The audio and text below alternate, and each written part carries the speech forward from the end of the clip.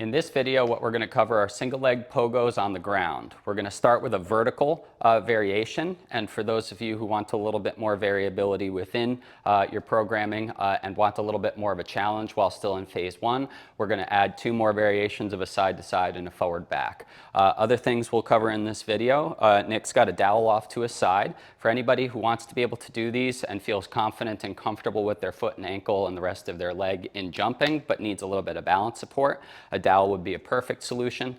If not, we're going to try and get the dowel out of your hands so that we can use our arms for arm swing. So if Nick shows us a few single leg pogo hops here, what we're going to see is essentially Nick start to bounce off of his leg, much like it's a spring.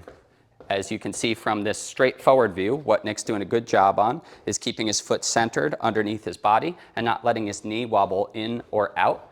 We're keeping essentially hip through knee through foot alignment. As Nick turns to the side for us real quick, what we'll see is Nick's done a great job here too, keeping his head over his rib cage, over his pelvis, right over his midfoot.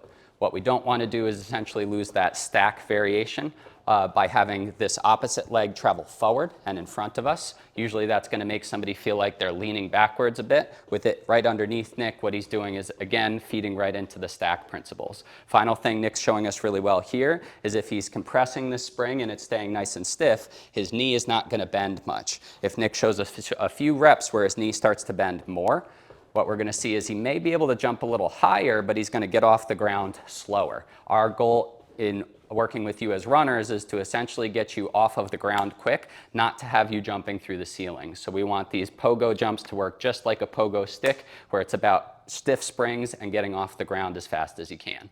For our next two single leg pogo variations, we're going to cover a side to side and a forward backwards. So Nick's going to start off on his right leg, and he's going to start to show us some side to side, where we're going to maintain that same stacking principle, that same idea of foot underneath hip, and we're going to see that Nick's going on small side-to-side actions, not trying to extend that distance a huge amount, to make sure that he maintains that tall, upright posture.